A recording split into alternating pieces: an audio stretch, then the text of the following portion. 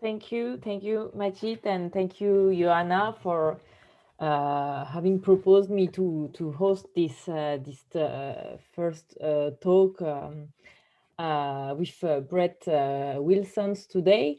I'm indeed very happy to present Brett Wilson and his research on Ramadan and in the Turkish context.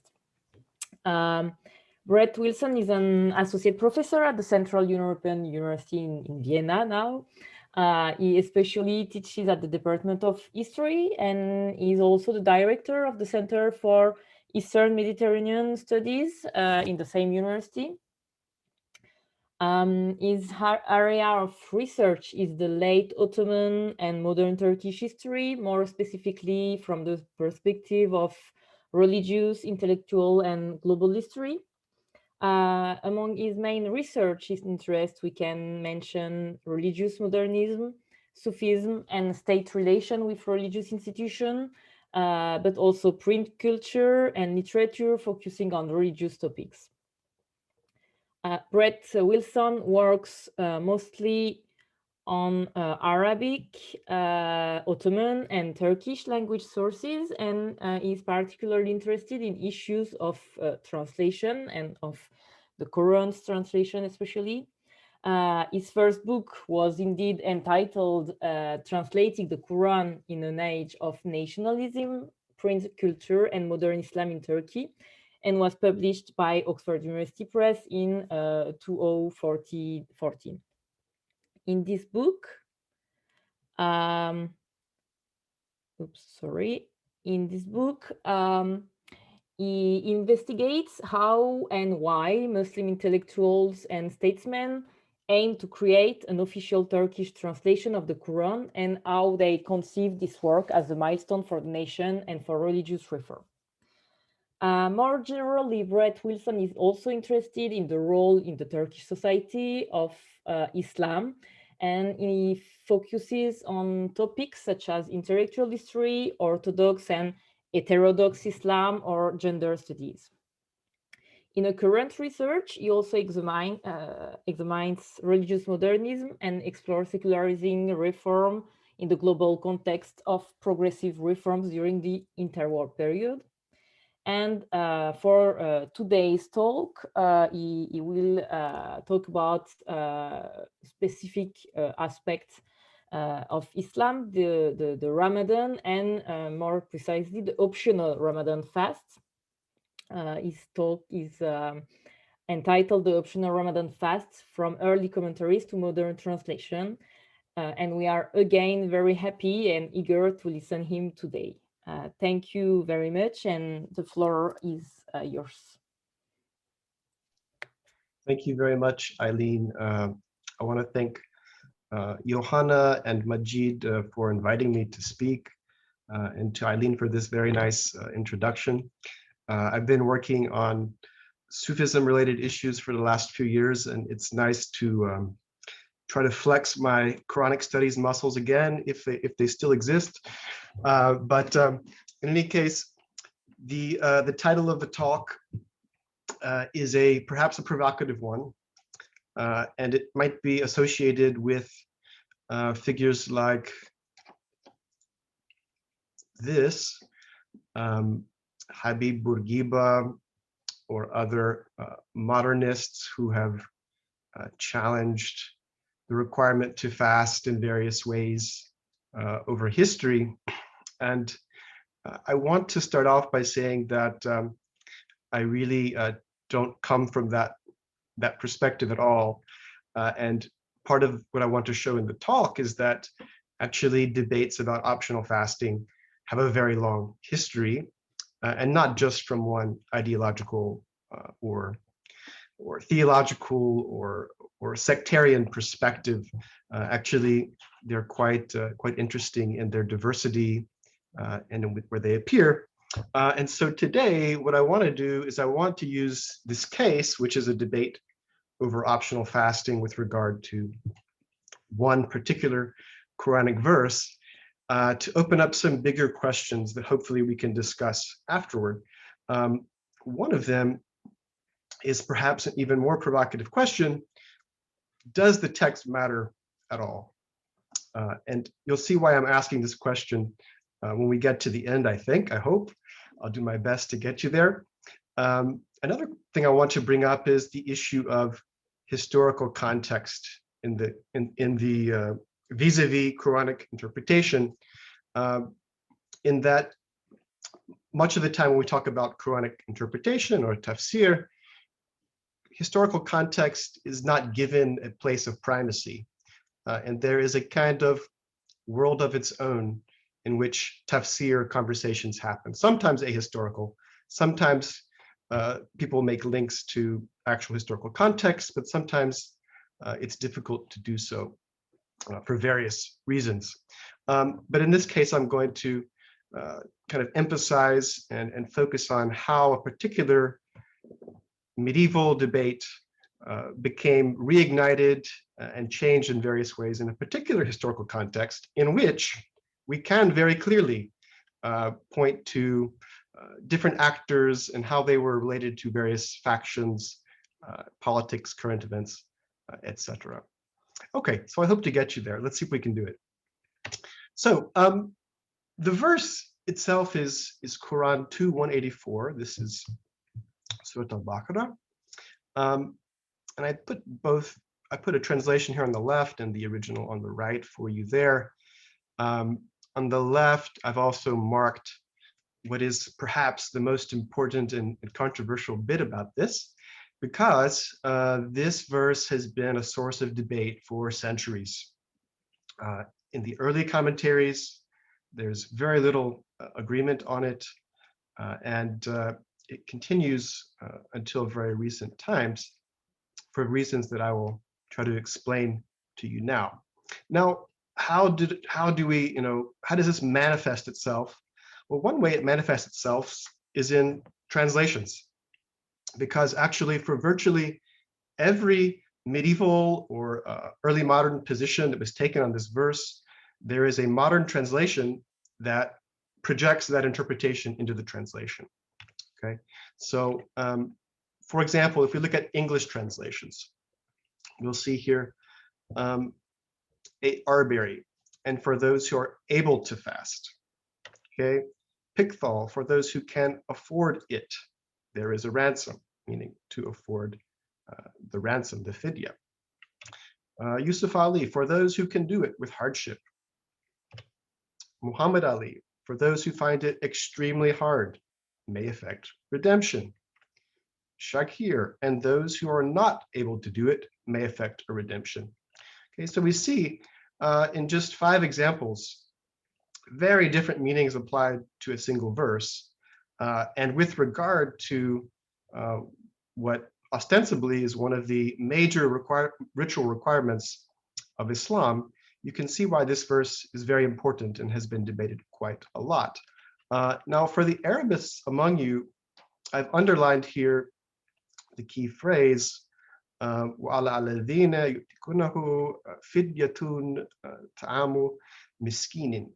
Okay, so this is a very interesting one, because grammatically, we see here for the verb, yu'tikunahu, that there is no obvious negation. There is no la here. There is no lam here.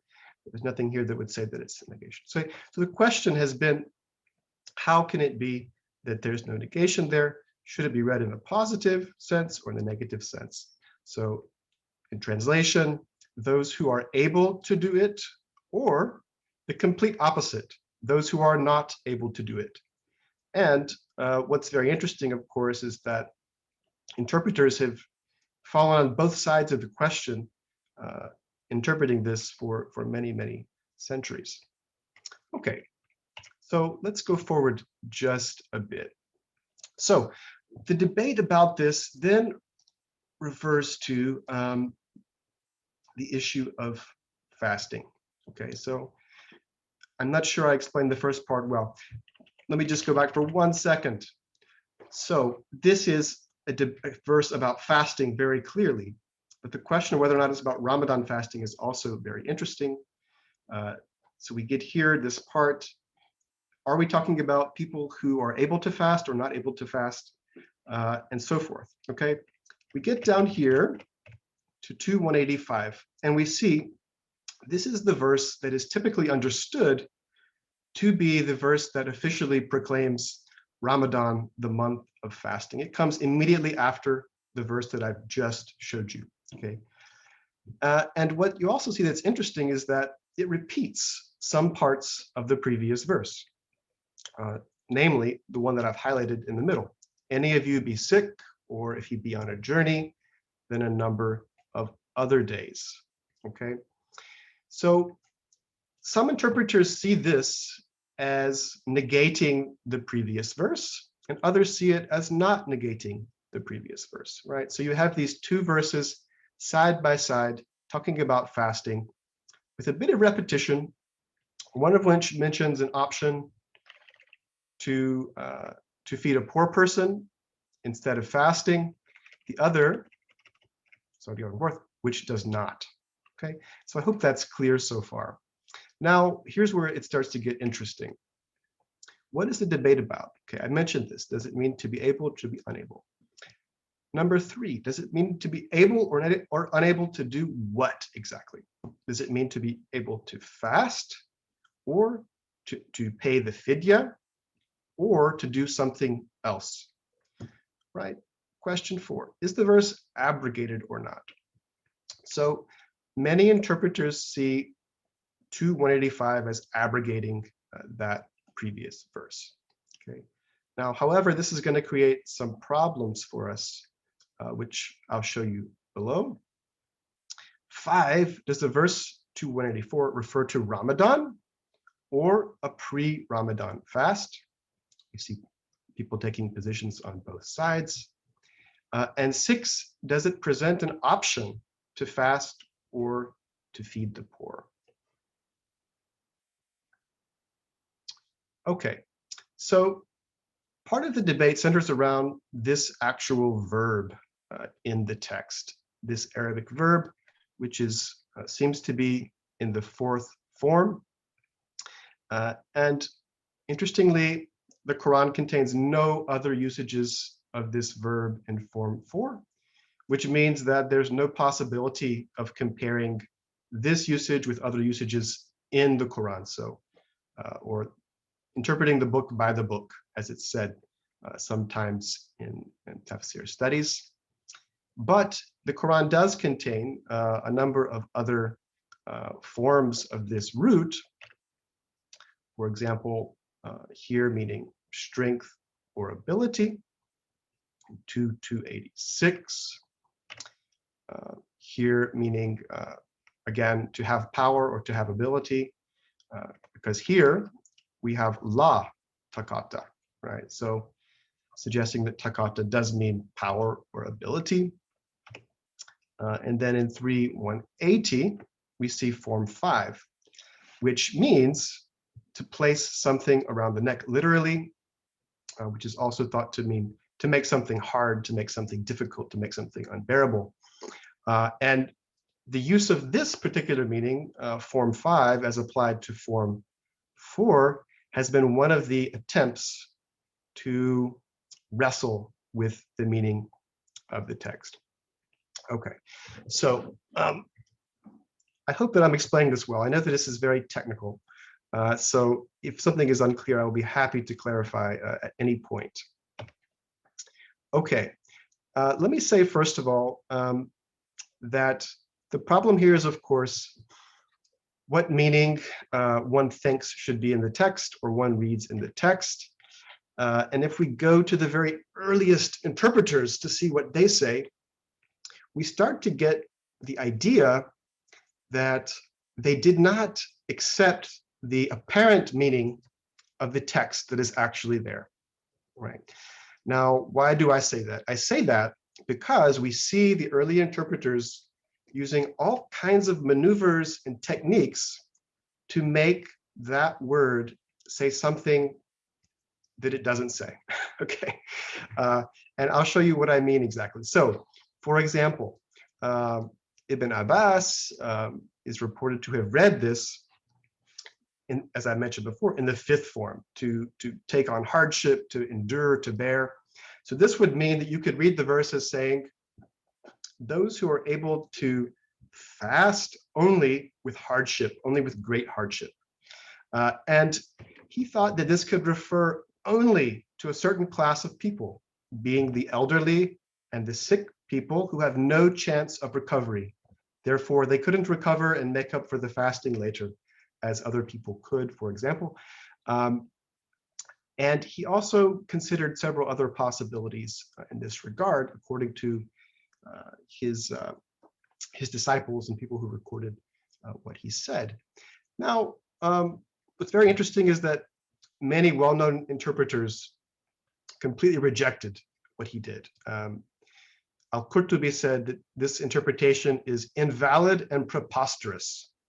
Al-Tabari said that he's basically distorting the holy word of God by reading that word as something else, and so on and so forth. And so, in an interesting way, this opinion was passed down and kept, but was rejected by many outright. What's very interesting as well is that we'll see that actually his opinion was enduring. And in the 1920s in Turkey, many people referred to his opinion as being the definitive one with regard to this verse, such that you could read the verse as being negative. Those who are not able to fast, or those who are able to fast only with great hardship.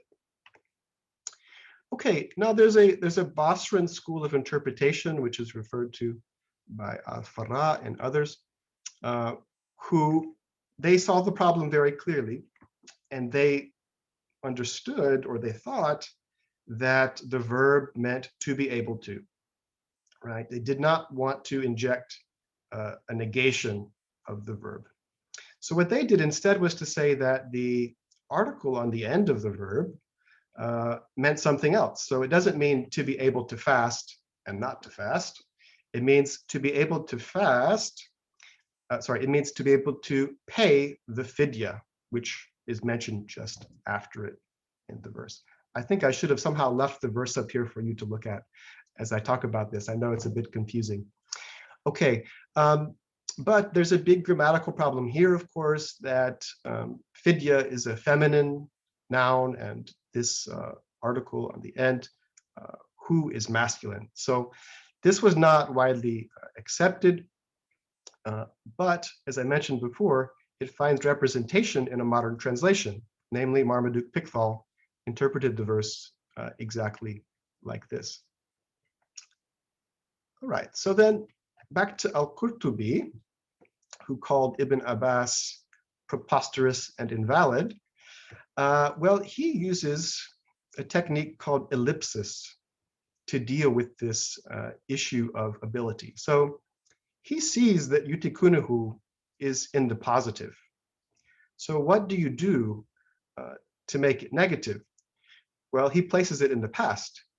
He makes it mean those who were able to in the past fast, but cannot now fast, right? So he's injected this past tense here to make it say something different, right? So you can kind of see the acrobatics that are happening here to achieve a different meaning from the text. At-Tabari's tafsir contains, I think it's about 10 or 12 pages of different interpretations of this verse, and I've just quoted a very small part of it. He rejects some of them, like Ibn Abbas, and conveys others with more warmth, per se.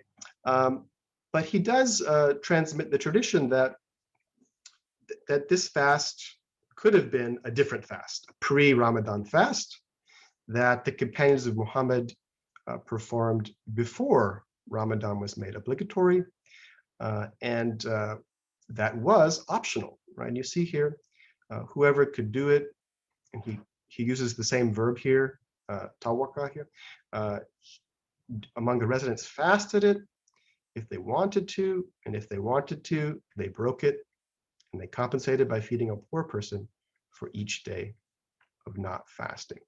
Okay, so this would be one of the interpretations that would say that this is abrogated, that the following verse 2:185 eliminates this verse, because in any case, it was not referring to Ramadan. All right. Now, we have here, though, a problem with the fidya. The fidya is this recompense or this compensation that has to be made for those who do not fast, either because they're elderly or because they didn't want to fast, and there was an option, according to the other interpretation. So we have a few ways to deal with it. One is that Tabari says, yeah, some people said the fidya was also abrogated when 2:185 came, that the fidya was no longer relevant. And this would, say, smooth out the interpretation of this, because it wouldn't require these acrobatics. So the support for this would be that 2:185 repeats the other permissions for the sick, for the travelers, but it does not repeat the mention of the fidya. So in this reading, perhaps it could just be eliminated. Now then, we can look at others like Al-Ghazali, who says the fidya is obligatory upon pregnant and nursing women. But then he also requires them to make up for the missed days of the fast. So what's interesting here is that the fidya becomes not a compensation, but an extra requirement, actually. So this would suggest a reading of the verse in something like I've put here: those who are unable to fast and those who are able to pay the fidya. Okay, now this is not what Ghazali wrote, but I'm transmitting the meaning of what he said into this. And so more broadly, the fidya problem is a legal problem, because most fiqh manuals, most schools of Islamic law have some kind of concept of or rules for providing or paying the fidya. It gets even more murkier when we look down at for example, Malik's Al-Muwatta, as we see that he thinks that this difficult phrase, those who can do it, those who cannot do it, refers to people who had a fasting debt from a previous Ramadan, last year, 2 years ago, many years ago, and were capable of performing postponed fasting, but did not do so. Okay, so again, this would be reading the verb in the literal, obvious way that it means those who are able to do it. And then he has this interesting commentary on the fidya as well, that he said he doesn't see it as obligatory to pay the fidya. It's not a requirement, but something kind of voluntary. And so Malik actually paid it himself when he got old. Okay, but you can see here how kind of there's a dimension of legal complications, things that depend upon the interpretation of this verse. There's a dimension of the, say, linguistic and tafsir kind of school, which are dealing more with language. So these things are compounded, but of course we have to remember that there's a living, active tradition of people practicing Islam and having a conception of what right practice is, and that over this time period, and of course all the time, has an impact on how this is seen. And so one hypothesis is that interpreters preferred intermediary positions that were able to preserve the fidya instead of abrogating it, while at the same time abrogating the other parts of the verse. Okay, so we can see a few different kind of what I call chains of interpretation here. And the dominant ones, the ones that preserve, say, mainstream practice, are the ones above. So does it refer to the Ramadan fast? Okay, if you say yes, then you need to say that you can say that it's not abrogated. And then you need to read it as those who are not able, right? And this will give you the result that fasting is not optional. Okay. You can also answer in the negative, no, it does not refer to the Ramadan fast. And then you can say it's abrogated, fully, partially, and you can read it in the positive, right? And you can still end up with the result that Ramadan fasting is not optional. You can also answer yes, it does refer to Ramadan, and say that it's not abrogated, and use the Basran solution, which is to say that it means those who are able to pay the fidya. And then again, you get the result that Ramadan fasting is not optional, that paying the fidya depends upon the ability, not the other way around. Now, if we change one piece of that, we're going to end up with a chain of meaning which doesn't provide the same solution. So if we said, yes, it's Ramadan, it's not abrogated, but we read it in the apparent meaning, those who are able to fast, then we do get Ramadan fasting as optional. Now, I should mention that I want to be fully transparent. We don't find this opinion in medieval commentaries. Okay, the solution always ends up as being one of the three top ones that I've showed you here. Right? We don't see one that says Ramadan fasting. We see solutions that the pre-Ramadan fast was optional, sure, but we don't find the opposite. But in modern translations, we can find some people who take this alternative chain of interpretation and in effect create great debate. So reopening this old debate in the 1920s were a number of translations of the Quran in Turkish. This was modern Turkish, but this was still in the Ottoman Arabic alphabet. And this was during the very first year of the Turkish Republic, in which several translations were published, all of which interpreted this verse as those who are able to fast, but do not do so. The most important one was done by Hüseyin Kazım Kadri. It's called Nur al-Beyan. Hüseyin Kazım Kadri wasn't a radical secularist. He wasn't someone who was against the practice of Islam or something. In fact, he wrote a lot of different books about various aspects of Islam. You could say that he was a modernist. He had some modernist inclinations in regard to ijtihad, also in regard to using abrogation. Of course, since Muhammad Abdu, many different interpreters of the modern school questioned abrogation as a valid methodology for tafsir, because in effect, with abrogation, you can eliminate parts of what God said or God commanded, and you can basically use your own mind to shape the meaning of the text in some way. There's, of course, different arguments that have evolved over the past century in this regard.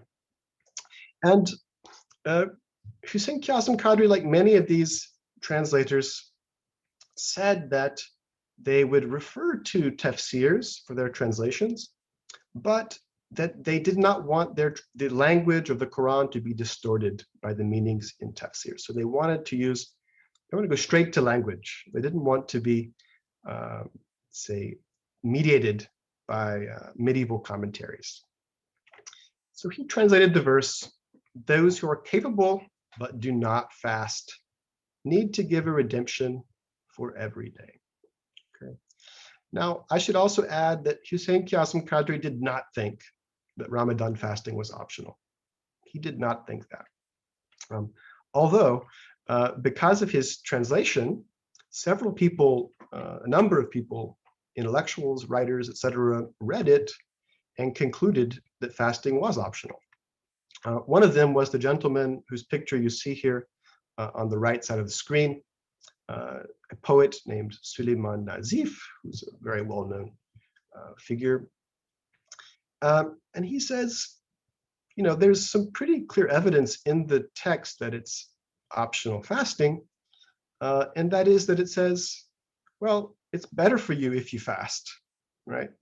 But if you were elderly, if you were sick, how would it be better for you to fast? So that wouldn't make any sense in his view. This clearly means it's better for you if you're able to do it, if you're healthy, and instead of taking the option of paying for a poor person's meal, that you should actually do this. It's in the context of a larger essay he wrote, which is actually more of a social critique of contemporary Ramadan, in which he says that basically Ramadan isn't anymore about piety or about asceticism. It's really about having really big parties in the evening and showing how ostentatious you can be and so forth. And so he says, I think it would be actually make more sense to feed the poor than fasting and having this hypocritical kind of Ramadan. So it's an interesting piece that he writes. And he concludes by saying, I'm going to continue with my own ijtihad until the ulama can show me otherwise, can prove to me that this is not a distortion of the text. Okay, now we can then go to someone like MEHMET AKIF ERSOY, who is now a kind of a hero of the devout intellectuals from the early 20th century, and also for today's AKP party. I attended a very large symposium dedicated to his memory a few years ago, in which his Quran translation, which was lost for about 50 or 60 years, was discovered and published. And what's interesting is that MEHMET AKIF ERSOY actually had the same interpretation as Hussein Kazim Qadri, and that is that he says that those who have the strength but do not fast. Okay, so he also read it in the interpretation of capacity. So that's just to say that this wasn't a partisan fight, because ERSOY was a devout Muslim, and he was revered by his contemporaries for this. He was called the poet of Islam. But that it was a real intellectual debate over the methodology of Quranic interpretation, then in its modern form in translation, which all of these writers were wrestling with this time period. Okay, but what's perhaps even more interesting is the response from the officials of the early Turkish Republic. I should say the early leaders of the Directorate of Religious Affairs, who were extremely hostile toward these translations and who rejected them outright. So we have, for example, here, Ahmed HAMDI AKSEKI said, people will think that they can just give a few cents to a poor person and then they won't have to fast. And then he has a long excursus about how there's no need for a negation in this. And so he basically goes back to a kind of Ibn Abbas interpretation of this verse, and he condemns Hussein Kazim Qadri's translation. He was not the head, but very close to the top of the bureaucracy. And then we have also his boss, MEHMET RIFAT BOREKCI, who was the first head of the Directorate of Religious Affairs, who accused Qadri of distorting the verse 184 and confusing the thoughts of Muslims. And both of these men also said that many people had actually broken their fasts after reading this translation and were creating chaos among them. Now, he then went on to argue that this verse can only mean those who cannot fast, and that Qadri and anyone else who said otherwise was simply wrong. And he also mentions the opinion of Ibn Abbas, the early school. And of course, that opinion had different variations. over the centuries. Now, the larger picture is, and the historical context is, that, of course, in the early years of the Turkish Republic, is that the Islamic institutions were being dismantled or greatly reduced in their power. Sufi orders were being abolished, so on and so forth. And what these leaders were very scared of was a very radical transformation of Islam within a very short period of time. I mean, institutionally, the transformation was huge, but they wanted in some way to preserve continuity of practice, at least in the basics, like Ramadan fasting. And because of this, they took very conservative position on this matter, to the point that they actually reject much of what I just told you above about how complex and how rich this debate was since the 7th century. And that's one interpretation of why they were so harsh on the issue. Then we have to consider that this was a unique window of opportunity in that translations were a brand new phenomenon. This was the first time, the very first year they had ever been legal well, they were not legal in the late Ottoman Empire. They were legal now in the Turkish Republic. And they saw a real challenge to their authority as interpreters of the sacred text. And they came down very hard upon this because they did not like to see poets or modernist intellectuals debating Quranic interpretation in the newspapers, which is what was happening. So this is a kind of portrait of what's happening here. So then, if we want to think about some of the takeaways or some of the conclusions, some of the questions we might come away from with this, I mean, one is that translations, whether or not we accept them as being translations or not, or whatever they are, they led to a rediscovery of many old debates. But of course, they were in a new context, and as such, they were put in very new kinds of debates and fights and agendas that were happening at the time. And so one that I would make here is that even in the Turkish Republic of the 1920s, these kind of translations were restricted and prohibited and defended. Sorry, not defended. Traditional interpretation was defended, and radicalism was not welcomed, even in such a context. And then back to the question I posed at the beginning, which is, does the text matter? If we kind of think about all the different maneuvers, strategies, techniques that have been used to read this verse in a different way, it seems like many of them are teleological, that they want to get to the solution that that Ramadan fasting is not optional, that it's obligatory, and that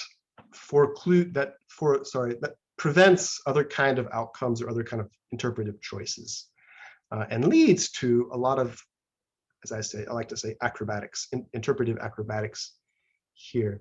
Now, of course, we also have to consider other kind of issues, like the idea that Sunnah can abrogate the Quranic text itself, right? Which is something that we see sometimes in certain few cases.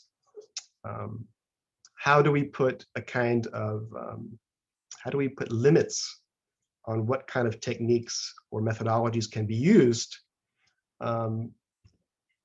if the result is teleological? And are we okay with them not being teleological? So does the text matter? I'd be very curious to hear your opinions. The text doesn't exist without the community, of course, and so the interpretation is always in flux.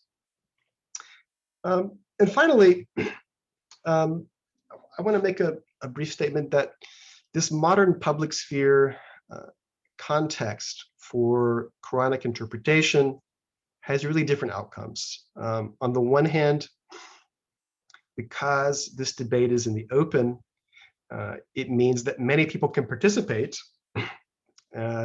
Say access is increased, new ideas can be considered and so forth. But that, of course, creates a kind of defensiveness on the part of most traditional authorities who think that they're losing control, or that the real meaning and the real essence of the traditional interpretation is being lost in some sense. So there's an opening and there's a hardening. The opening on the part of broader access and so forth, new ideas, the hardening usually on the side of the authorities who fear the loss of the tradition or the distortion of the tradition, and therefore often reject opinions or positions that were widely held in previous centuries, even by very respected authorities and so forth, and therefore present to the public a very kind of narrow, limited understanding. So these are the ideas that I wanted to kind of discuss and share with you. I apologize if parts of this were very technical, and I very much look forward to your questions and comments. Thank you.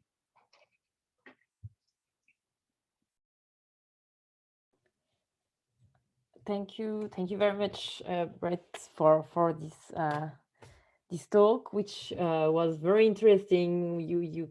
I think it gives a clear idea of what is interpretation and then translation, because we are focusing at the end on a very small part of a sentence, and we can see in your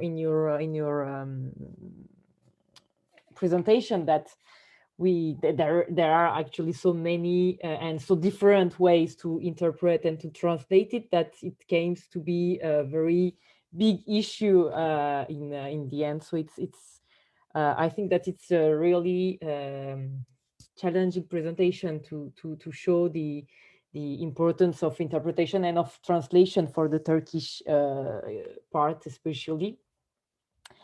And it's also very interesting because it shows us how all debates can come back in more contemporary or more modern context. And on this background, I had actually maybe a contextualizing question on the Turkish specific context and on a more general context of the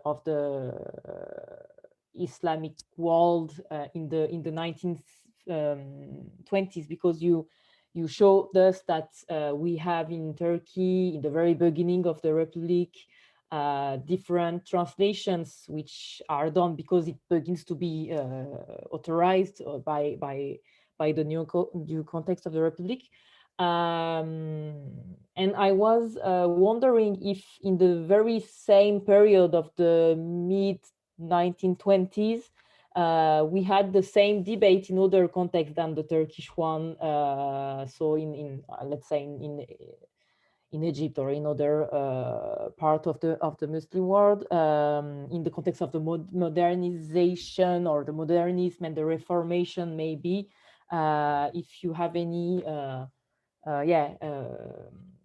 piece of contextualization on that specific point, maybe. I don't know if. Thanks. Yeah, I mean, I haven't done a comparative study of this. I think that's something I would hope Johanna's project will take on, so that I will be able to take a rest.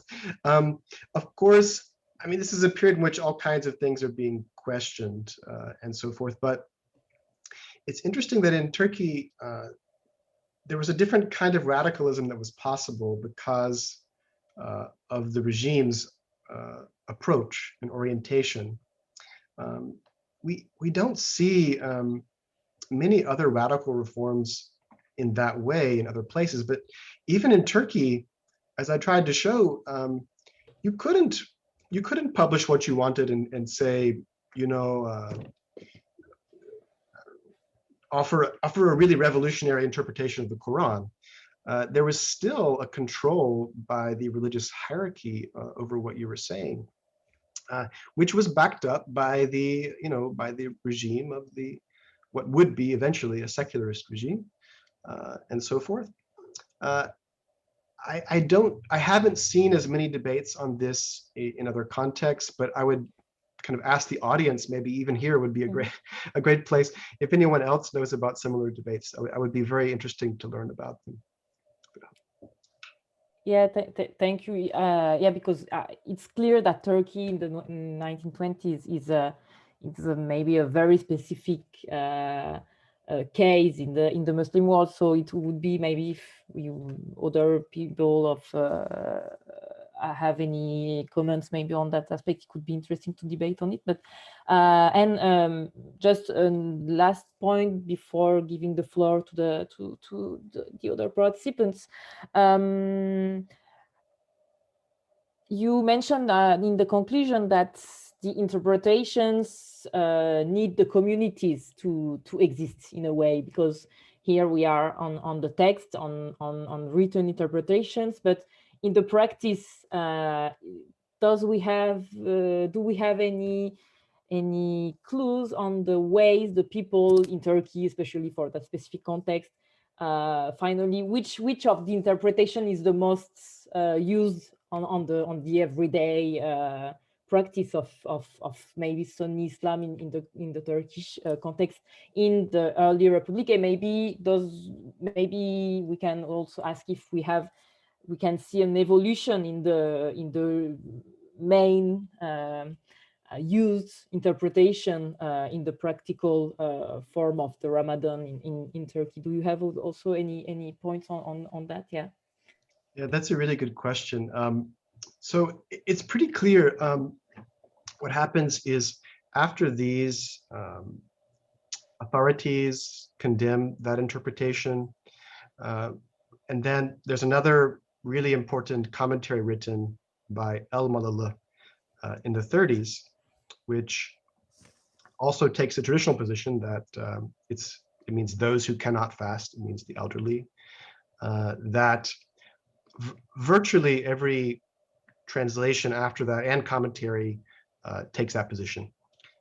And now I would say in the past, say 20 years, there have been a number of really big, important commentaries published by, say, associations close to the Diyanet, and they all kind of defend an Ibn Abbas, those who cannot fast position, which I find very interesting, of course, because, I mean, really linguistically, it's really problematic. And it really requires some serious interpretive and hermeneutical tools to get to the other meaning. But that's what has been settled upon, and that's what's defended. And what was very interesting about this MEHMET AKIF ERSOY translation is that he was a hero of this, he's a hero of contemporary conservatives, but in fact, his translation was very much in line with the modernists of that period. So it was published after all of these, and then it was interesting to see, okay, well, maybe there is more room for discussion on that kind of debate. Yeah. Okay. Yeah, because I was also thinking about the translation of, but a later one of Ismail Baltacioglu in 57, as far as I remember, and I was wondering what is the choice he made for this specific part. So I have yeah. I have the same question. I haven't been able to get that one. Yeah. Okay. Yeah, but it's definitely an unconventional one. Yeah, that's why it was one of the questions I had. It would be interesting to see what is his final. I don't know if there has been any other translation after him, actually, of the Quran in Turkish after the 57. Yeah, many. Okay. Every year there's 2 or 3 new ones, so it's hard to keep up. Okay, thank you very much. And maybe I will leave the floor to other participants. So do I moderate the discussion? Yeah. Yes, but first of all, let us thank Brett, because I'm going to end the recording now. So thank you very much for this really fascinating talk, Brett.